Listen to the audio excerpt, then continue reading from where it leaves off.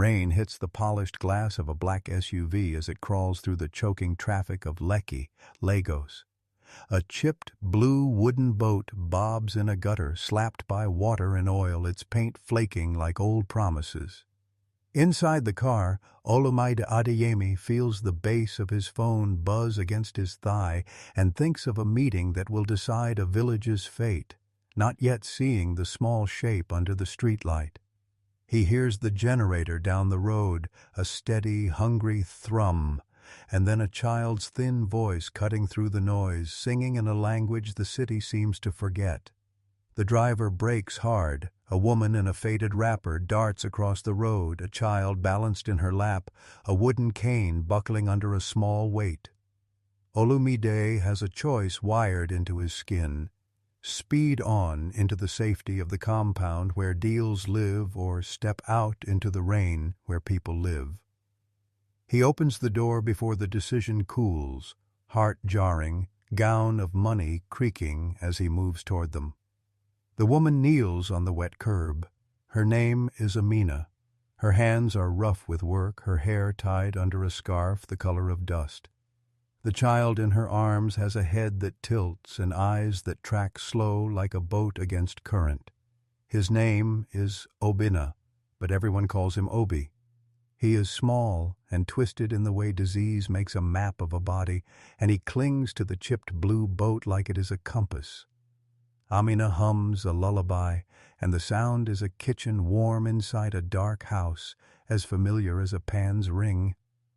Olumide feels the smell of fried plantain and diesel and the sharp metallic bite of afternoon rain.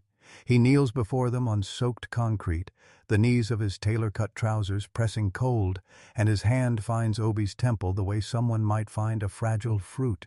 He feels a fever under warm skin. He hears his driver clear his throat behind him as if at the entrance of a church. A choice bites again. Record this as a good deed, or let the moment grow roots. He slips his card into Amina's palm, leaves it damp with rain, and says, with a voice he practices for speeches, "Bring him to my doctor. I will pay." Amina looks at that card like it is a foreign coin. Her lips move without sound before she answers, and she says no in a small, fierce voice. She works in the house next door, she tells him, dusting chandeliers and moving like a shadow through carpet. But she is not a tool for a man with enough money to buy towns. She is tethered to promises that have asked nothing and given little.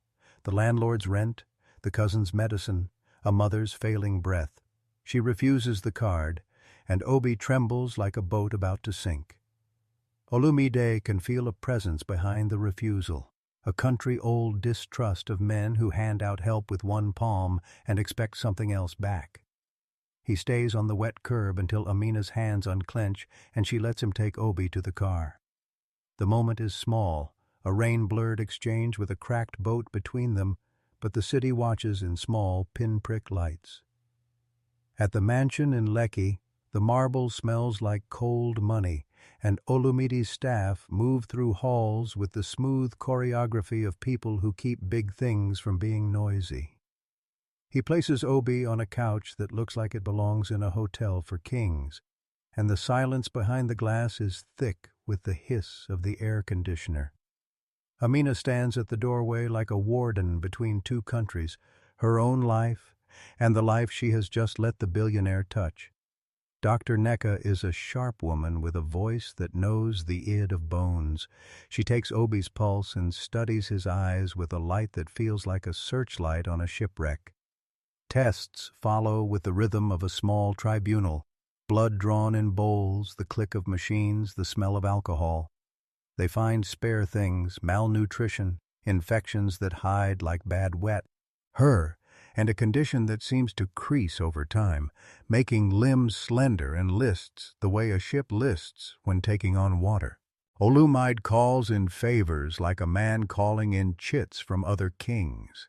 He arranges for scans in a hospital that has white tile and a map of the world on the wall, He hires a therapist who teaches Obi to grip a spoon the way fishermen teach a boy to hold the line. But each good thing he snaps up reveals a wall he had not seen. Papers that say the water in a nearby creek has higher salt and poisons than usual, tests that were ignored. A small clinic's letter claiming a rise in birth deformities. The countryside around Ajagunle, a place only 90 minutes from his headquarters filled with children and market stalls, has a river that feeds families and now carries silence. Olumide walks along that river one evening, shoes sinking in the mud, pants inked with the smell of wet earth, and he thinks of the blue boat floating belly up in the gutter. He sees at the bank men with nets and faces like worn leather, women washing clothes with soap that bubbles white in the dark, but the fish are thin and the river carries a slick that glows when the moon hits it. A small boy points and says his sister was not born like this before. The sound of that statement bounces in his chest. The first obstacle arrives in sharp white suits and false smiles. At the board meeting, men in ties smooth enough to be a second skin tell Olumide that the company's pipelines are clean and that allegations are dangerous to the bottom line. Seyi, the chief operating officer, slides a sheaf of papers across the oak table like a sword. "This village is a smear," he says. "Some loud voice will buy a story and sell a movement. We must manage perception." The word perception tastes like salt in Olumide's mouth. He watches his own name in the minutes, Adeyemi Holdings, and the way it looks on a page is not the same as the way his hands feel when holding Obi. He asks for the raw reports. Lawyers arrive with Mo, eat faces and offer routes of silence, settlement, non-disclosure agreements, a charity check delivered quietly. He finds himself pushing against his own empire's muscle. The question grows, will he use power to bury what he suspects or to unmake the hurt? Meanwhile, Amina becomes a small storm of courage and fear. At night, she sits on a torn couch by the compound wall and teaches Obi to hold a pencil, her fingers guiding the child's shaky grip. She keeps a small folder of not only receipts and medical notes but also odd things. Water samples in old plastic bottles, notes from nights when she walked to the bank of the river and watched the light. She is not a woman who believes in big men and their cards. She believes in work and evidence. She remembers her other life in Kano, where she learned to read and wanted to be a nurse. She set those dreams aside to send money home. She hides a paper with children's names in the folds of a wrapper, and in the night she whispers their names like prayer. The more Olumide tries to help from within his world, appointments, gifts, therapy, the more he steps into the thicket of Amina's patience and the village's anger. A middle-aged journalist named Ifeoma comes knocking, a recorder buzzing like an insect in the palm of her hand. She smells of cigarettes and orange peel and has a reputation for making markets sweat. She pushes into Olumide's life like a wind through an open window and says plainly, "The people need to know if your company is responsible." He had not thought the press would cut that close. The play of headlines threatens not only his money, but a whole public story that could turn into a legal avalanche.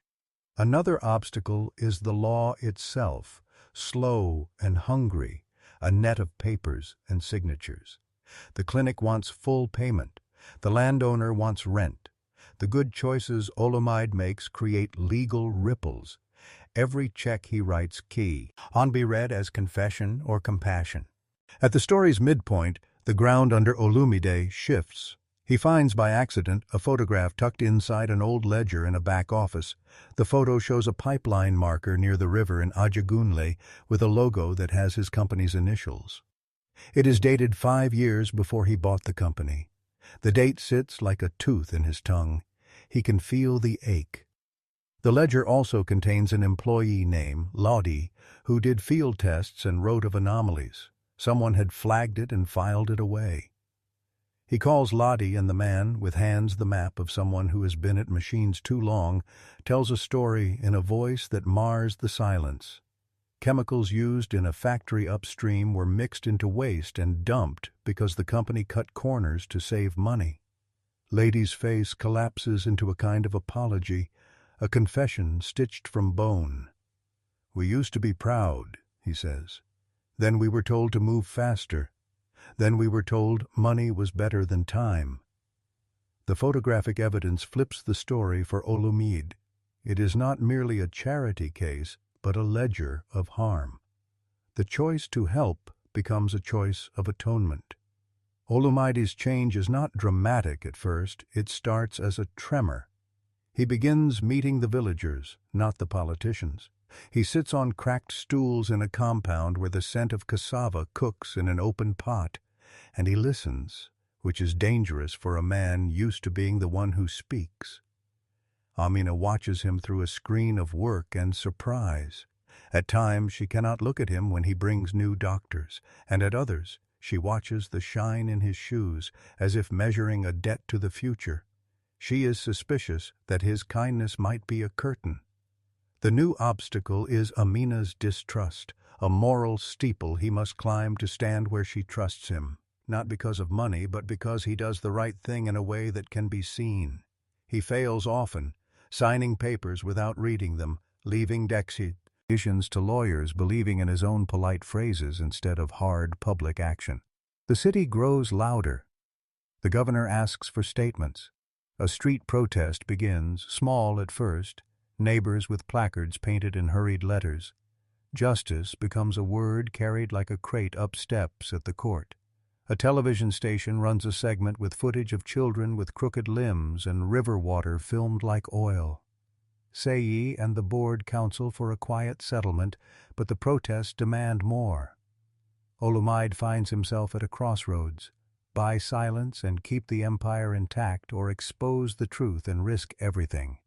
He feels the weight of $1 billion in one hand and a child's tiny hand in the other. The stakes climb like smoke. Then crisis strikes at the worst hour. Obi, who has weathered small surgeries and therapy, collapses during a stormy night. Amina holds him as rain taps like a drum on the corrugated roof, and in the failing light his breath becomes a thin bell. Dr. Neka fights with machines and calls for medicine that arrives late because the supply truck is delayed in Lagos traffic.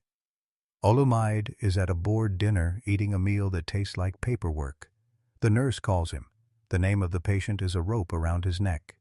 He rushes through streets slick with rain and finds a woman on a mattress, ironing her child's life to make it fit a pattern. Obi's state is grave, and the tests finally return. An acute infection worsened by environmental toxins. The machines beep until a hard, sudden silence takes the room. He dies. The death hits the story like a thunderclap. Olumide is not spared the bluntness of grief. He stands at the hospital, suit sodden, and watches Amina wrap Obi in cloth for the last time. Her wailing is a raw animal sound that turns the marble of his mansion into a theater of shame. He feels every bit of his wealth as cause and cure tangled into the boy's still hand. The pain is a black stone in his chest. People call it tragedy, but for Amina the loss is a spiral that could break a woman's back. She had given everything to the child. Her leave days, her savings, the belief that someone like him might do the right thing. The grief cracks her like a dropped pot. This is the hard choice. Olumide can go back to boardrooms and lawyers and find a settlement labeled confidential. He can let the presses find a bland statement and sign his name with the precision of someone who trades in numbers. Or he can stand raw in front of people and say, "This is my fault." The crisis pushes him to the edge. He remembers the blue boat in the gutter, the smell of diesel, the notes Lottie made about a pipeline, the ledger. He remembers landing on the curb with a child in his arms. He sits in his office and watches the city like a live wire and decides that if he has caused this, he will unmake it. He calls a press conference, but the scene is not the cool stage of the wealthy announcing decisions. It becomes a public tribunal at the market in Ajegunle under stringed bulbs that turn the mud into gold at night. He stands on a wooden crate, and the crowd's faces are lined with questions and hunger. Cameras crowd like curious birds. Sei's men bristle at the edges, the board growing pale. Olumide's voice is not the politician's speech he practiced. It trembles. He says the company's waste may have hurt these children and apologizes for his silence. He announces his resignation as CEO and the immediate funding of an independent health trust for the affected villages. He names a caretaker board and signs a document in public, each signature a scar. The spectacle is small but honest, a man taking off a suit where the audience can see the skin beneath. The crowd's reaction is thunder. Some cheer with the relief of seeing a wrong acknowledged. Others spit with the salt of new distrust. At the gala of his own industry, a night meant to reinforce power and spotlight success, the multi-climax unfolds like a film. Olumide had been expected to open the evening with talk of growth and numbers, but he walks on stage and gestures to the giant screen behind him. Instead of slides about profit, the projector reveals photos of empty playgrounds, of small hospitals lit by candle. A figure appears in the crowd. Ladi, the chemist, pale and shaking but with a file in his hands. He steps forward and gives a testimony on camera, live. The screen splits with footage of water tests and shipping logs, names and dates, proof that cannot be hidden by PR lines. A woman in the audience, a former compliance officer, stands up and reads out an internal message from Sei, naming instructions to hide waste. The crowd's faces change color. Sei, who once wore menace like a badge, watches the room close around him. Then the unexpected witness arrives, one of Sei's own aides, a young man named Kunle, who had carried envelopes and paper for years and becomes a person who can no longer carry the secret. He bursts into view and hands police a memory stick. "I can't keep carrying people's lies," he says, his voice small but clear, and in a move that strips Sei of power, the man is led away in handcuffs. The spectacle leaves no safe corners for old men in smooth ties. The press swarms like air. The law, which had been a slow net, snaps fast when given public light. Documents are seized. State me. Ned's taken. The shareholders watch their numbers collapse like a row of dominoes. The company board cannot hold a wall against the truth. On the stage, Amina is called forward. She comes with a wrapper and a tired strength, and with a voice raw from weeks of crying, she speaks into the microphone. People who live by the markets cannot fake the sorrow they have for children they know. No PR can simulate that. She tells a simple story of a blue boat and a child who loved it, of nights by a river and men in suits who did not listen. The crowd listens as if each word is a verdict. Tears run down her face, not only for Obi, but for every child who will not be taken from a parent's arms. She says, "We need the river back," and the sentence lands like a bell. The cameras fix on Olumide. His face is a map of regret and determination. The legal unraveling is public and swift. Sei is charged for environmental violations and obstruction, and the company faces a class action led by Ifeoma, the journalist who now holds a stack of interviews like a spear.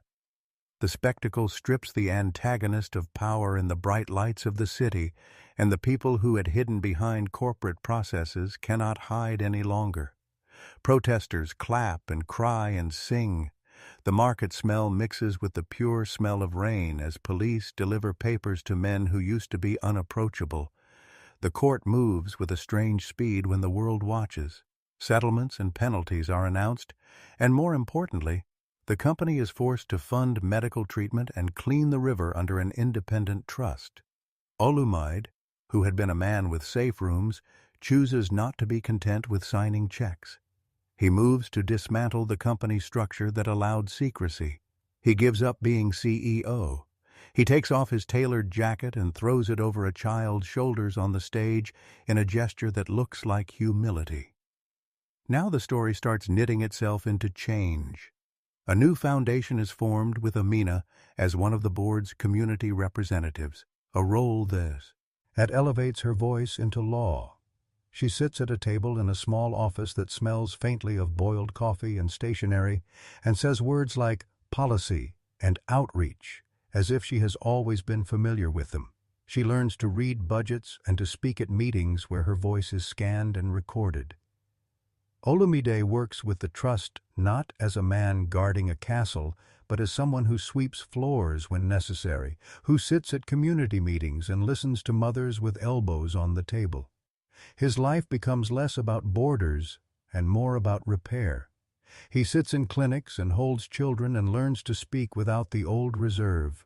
People watch him, and some smile and some spit. Public forgiveness is a road paved with doubts. 6 months later, the river looks different. Men in rubber boots and bright vests haul pipes and remove sludge. New signs stand by the water bearing the Trust's logo and facts about water safety. Children splash in a shallow, clean stretch while nurses look on. The blue boat is not forgotten. It is repaired and varnished and set in a small glass case in the little therapy center like a holy thing. Amina walks through the center wearing a simple green polo shirt embroidered with the Trust's name. She teaches physical therapy and runs a support group that meets under a corrugated roof where once only sorrow gathered. The center buzzes with the strange human sound of things being rebuilt, young voices learning to laugh with their mouths instead of only in memory, a physiotherapist coaxing a child to take a step. Olumide arrives on a motorbike, not in a convoy, and helps move chairs, carrying a child's weight with both hands and clumsy care. The public has not forgiven everything. Some stories remain cold and raw, but the work keeps moving. Amina cries again, but this time the tears are different. They catch the light like new glass, warmer than the salt she cried before. She cries when a mother brings a photograph of a child who used to be listless and now runs a little way with help, a bright bandage on his knee. She cries when the foundation hires local staff instead of importing expertise, when the clean water flows and the market children splash. The blue boat sits in the therapy center where every child touches it like a promise. The legal papers are still thick on desks, settlements still being executed, but the Trust's work moves in tiny, luminous ways. A scholarship for a girl to study engineering, water purification systems placed in 3 villages, a new clinic built from the bones of a collapsed storehouse. Olumide educates interns in the Trust about accountability and transparency. He visits schools and tells teenagers not about profit, but about consequence. He is no saint, but he has left the tidy room of denial and placed himself among the living mess of repair. In small moments that are filmable and human, Amina sits at a table with a chalkboard and teaches mothers to make clean water by boiling and filtering, a practice turned from survival to dignity. She and Olumide sit side by side at a local radio station, voices steady, answering callers who shout and sing and accuse. They listen to each voice with the patience of people who have been wrong and want to be better. The city notices that a man who once wore suits now wears mud-stained boots to these meetings. The trappings of wealth fade as the work becomes the point. The foundation publishes its books publicly online and in bulletin boards in the market, a radical act in a world used to secrets. People come to the hygiene classes. Children come to the therapy center and leave with small muscles trained to be stronger. The change is now. Not immediate, but it is visible in the way a child's step grows from a shuffle to a stride. A public memorial is arranged for Obi, small but honest, with the blue boat placed on a slat of wood over the grave like a badge. People bring yams and kola nuts and songs that have been in families for long times. Amina lays a hand on the boat, then on the child's tiny grave. She speaks softly into the crowd about the river, and about how losing Obi made the truth too loud to ignore. Olumide is there and speaks too, and what he says is not crafted into a speech, but comes from a place inside him that now keeps vigil. He tells the crowd that he failed the child and will spend what he has to repair it. The crowd listens in a hush that tastes like rain. After the memorial, Amina opens a small clinic file and finds a letter from a girl who wants to study nursing because she saw how Amina held a child and spoke kindness into a terrible night. She folds the letter and keeps it in the folder where she keeps the names of the children who will grow. Maybe the largest change is slow law. The government passes a regulation requiring environmental audits for factories and fines for improper disposal, and the trust is assigned oversight for the area where Ajagunle sits. The law is thin as paper, but it gives a place to stand. The market now has clean water points, and children bathe in a place that does not make skin peel. Amina is invited to a national panel on domestic workers and health and speaks of trust and power. Her voice, once confined to small rooms, now shapes policy. Olumide sits beside her, learning to listen as if learning a new language. On a Sunday morning, 6 months since the rain-swollen car in Lekki, Amina walks along the river in a simple wrapper, Obi's small photograph folded in her pocket like a compass. She stops where the water is clear and drops the chipped blue boat into the current for a moment, watching it bob steady and upright like a life finally set to float. She feels the wind carrying fish smells and distant laughter, and she knows the world is both less and more fair than it was. Olumide passes, carrying a basket of bread for the volunteers, and he smiles at her with a face that no longer hides behind a mask. They do not speak the great things. They hand each other crumbs and plans and small kindnesses that build again. Moral: true wealth is measured by the courage to admit harm and to spend power repairing what is broken. Do you think he did the right thing? Yes or no? If this moved you, please subscribe, share your thoughts below, and tell someone who needs to hear a story about mercy and change. The interval breaks, and the night slides back into the light as if someone pressed rewind on a film, and the crowd in the market is still, breath held, when a figure steps onto the stage not as Olumide's replacement, but as a voice from behind the curtain of wealth itself, a woman whose scarf and shawl carry the damp of rain and the weight of years in Ajagunle, and she speaks in a voice that is soft but unyielding. "I am Taiwo Adedayo," she says, "and I am the donor you did not know existed, the silent bank behind the river's new life, the grandmother who watched the river run dirty and thought of the children who would cry for years if no one listened." And she lifts a palm that trembles with age and intention, and the crowd leans in as if they are listening to a grandmother tell a story they must not forget.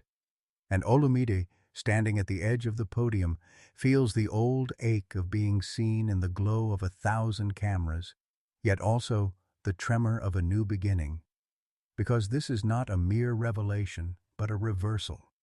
The hidden billionaire is no longer behind the veil, but walking beside him, guiding the hands that will still repair the harm, and Taiwo's gaze lands on Amina with quiet acknowledgement, as if to say, "I see you, the people see you," and the river itself seems to exhale in relief, and Obi's chipped blue boat, sanded, varnished, a fixture in the therapy center, sways in a glass cabinet behind them, like a compass kept for moments when lost maps finally remember their way home. And the first wave of murmurs turns to cautious applause, then to a chorus of questions, because wealth has been a secret, and secrets have shaped the bruise that sits on the village's lip. The interval has delivered a new protagonist and a new purpose, and the press conference loosens from its formal wires into a circle of people who speak over one another with careful respect. The new plan unfolding, with Taiwo naming herself as the chair of an independent council to oversee the trust, to audit every penny, to publish every ledger for public eyes, and Olumide, whose hands are still as stained by rain as his heart is by the need to do right, feels a rightness he has not known since the first time Obi clutched that chipped boat on the curb, because wealth is not merely ownership, but responsibility. A passport to repair rather than a passport to escape. And if the camera lens lingers on Taiwo's wrinkled smile, it is not to flatter power, but to show that power, in the hands of the many who carry the light of village mothers and market workers, can finally bend toward mercy. Yet the interval also leaves a sting in the air, a shadow of old powers who had hoped to crush the river's reform beneath a boardroom rhyme of growth and efficiency, and Olumide senses that the real test is now not the press's gaze but the village's patience, because the river's cleansing and the serious audit will demand the slow, stubborn work of trust-building, not spectacle, and the audience's cheers must answer the quiet questions in the back rows. Will you keep your word when the cameras vanish? Will you face the next leak, the next report, the next storm? And will Amina see in this new arrangement a true partner, or merely a validation of a long-worn doubt? And will Obi's memory be honored not as a tragedy, but as a beacon that keeps people from turning away when the wind blows hard? The second act begins not with a triumph march, but with a timetable.